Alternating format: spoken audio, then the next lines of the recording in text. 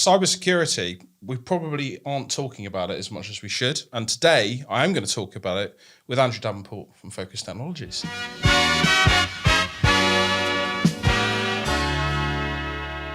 Andrew, thank you so much for coming on the show. How are you? I'm good, thanks. Yourself? Yeah, really good, thank you. Really good. Thank you for agreeing to come in, because this is quite an important thing that every business, well, every person, right, should be talking about, is cybersecurity. And I think it's one of those things, being someone that isn't in technology like myself, you look at it and you go, it's too complicated for my brain. I can't think about it. It's too scary, frankly, because you hear a lot of kind of horror stories. I'm going to put it out of my head. But we shouldn't, should we? No, definitely not. Tell me why. I think one of the things that's happened is there's just been an oversaturation of messaging around cybersecurity, and the problem is that people are now turning off to thinking about it because it is everywhere. The reality is, though, it is so important to secure your business and secure your data. Yeah. When you think of the various different business models that are out there in the world, some of the people looking at this podcast will look at their business themselves and just think seriously about how long would it take for you to not have access to your data before it has a seriously detrimental effect on your business and your ability to purchase, sell, and deal with your customer base. And it's scary, right? Because that affects people's profits, affects people's wages. If you're a small business, it could be curtains. Yeah, right? Absolutely. Not to mention the loss of reputation as well. 100%. And actually, we're living in a cost of living crisis. We all know that money's got tighter for everybody, and we need to hold on to it and protect it. Yeah, absolutely. And cybersecurity isn't just a local threat, is it? It's a global one. Yeah, it's a global threat. And, the threats to your business aren't necessarily coming from just down the road. They're coming from various places around the globe. There are particular hotspots. And obviously, Russia's cybersecurity attacks have been increasing since the war in Ukraine. I can imagine. So it could be an attack from everywhere and anywhere. It's not, like I said, it's not necessarily a local attack or someone who's specifically targeting your business. They're fishing for information or fishing for a response in order to solicit money or do damage to you. And that's what I was going to say. That was my next question, actually. What kind of data do they go after? Could it be anything?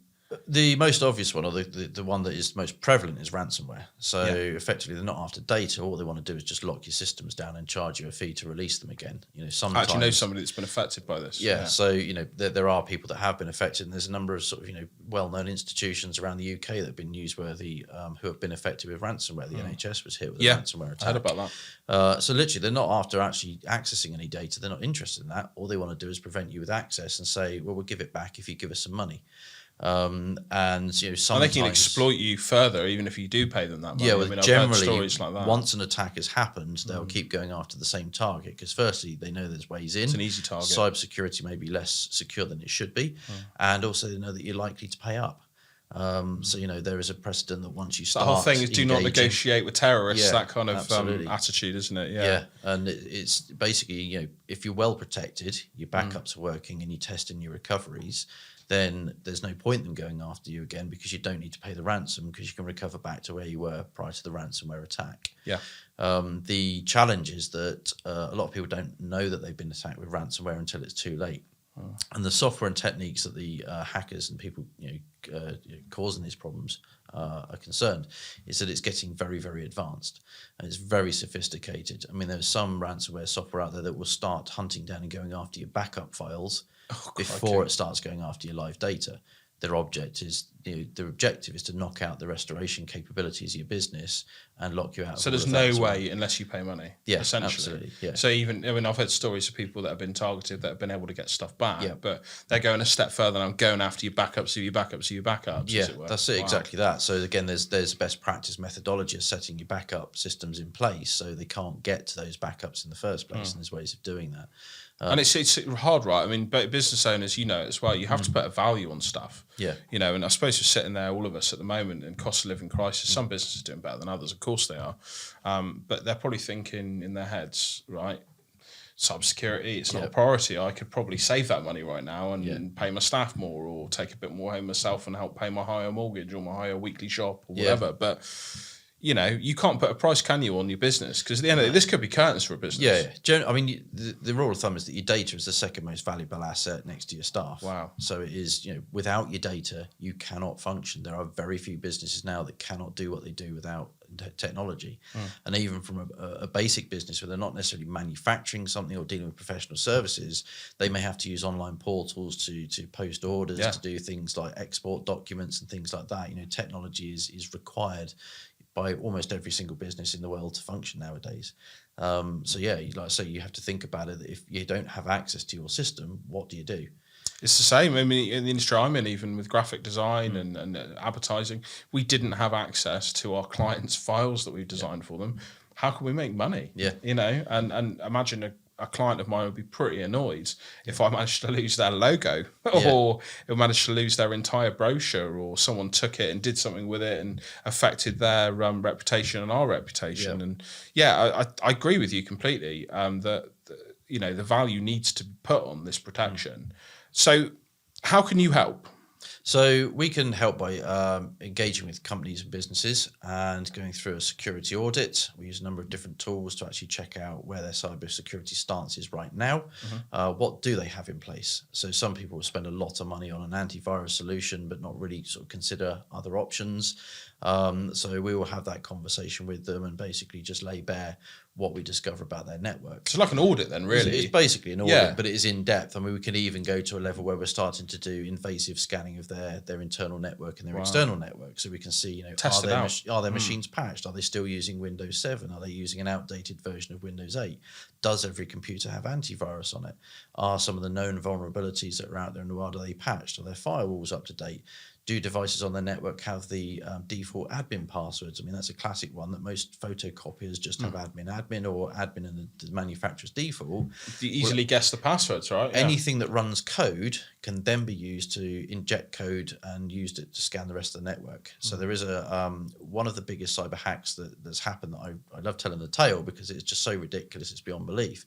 A casino in Nevada got done over because there was a thermometer in a fish tank that the perpetrators managed to inject with code because it had the default login credentials. So it was a smart device on the network in the premises. That's crazy. They got onto it and used that to steal the high roller database from the casino. From a thermometer, and a fish tank. There is also a story about a smart fridge that was compromised and ended up being used to send spam emails. So it was turned into a spam bot, basically.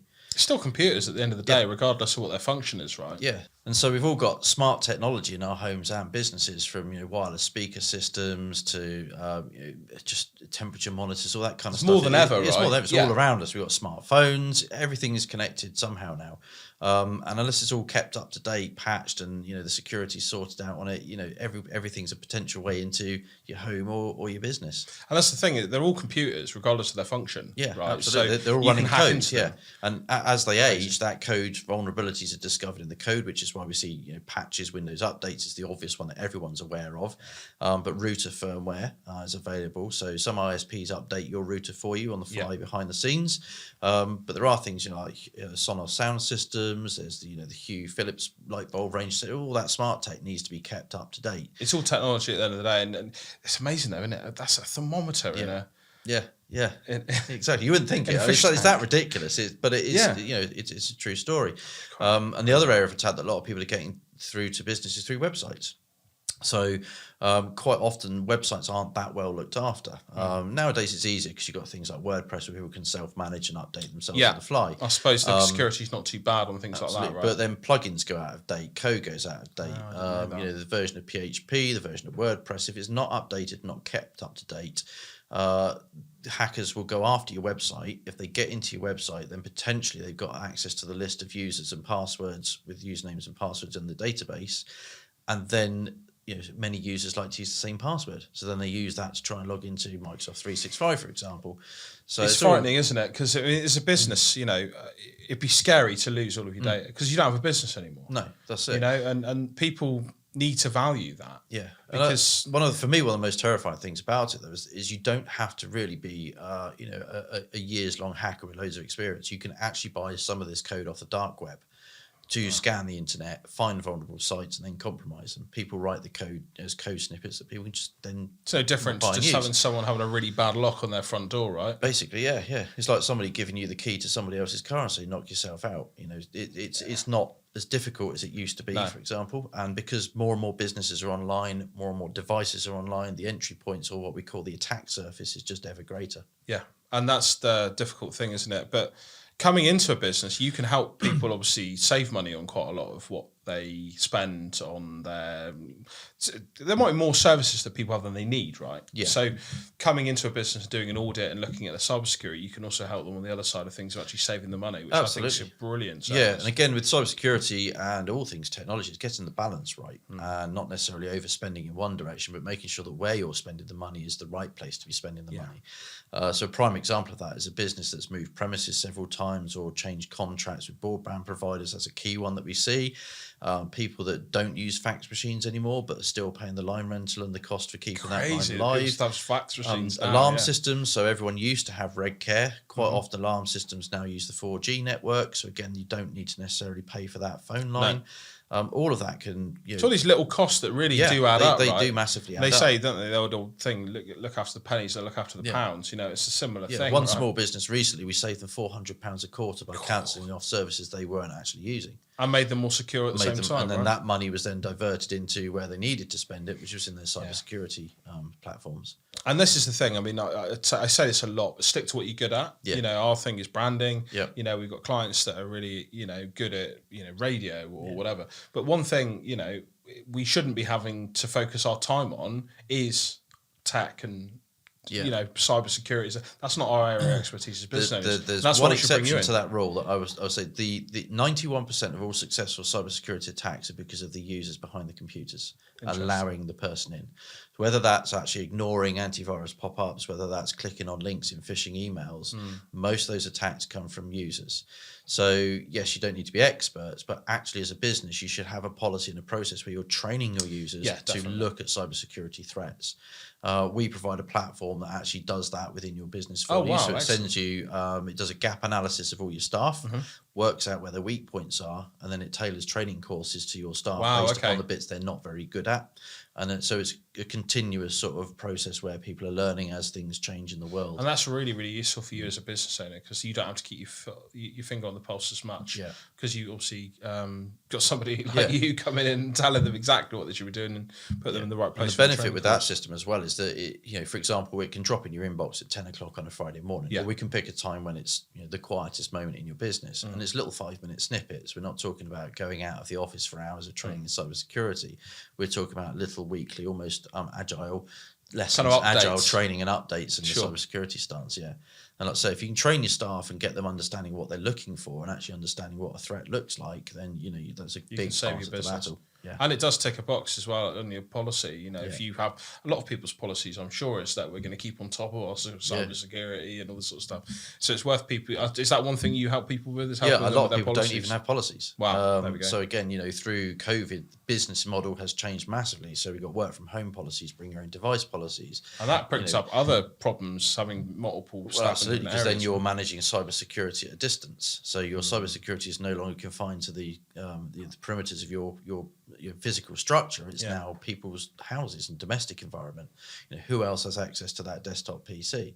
What level of access do they have? Is that VPN tunnel that's connected back to your network going to allow malware, Trojans, ransomware, etc.? And that's a scary thought, right? Because you can't control what other people's families are doing in the household that they're working in as well. Well, you can if you have a policy and the technology to reinforce it. And that's the way. It's always good to get an expert in. And this is the thing I would say, you think, it's another cost. It's not, because think how much you can save. Because if you get an attack, it could end a business. And that, I think, is the most scary thing. You said earlier about, obviously, your data being the second most valuable asset to a business. You insure your house, you insure your car, you insure everything these days.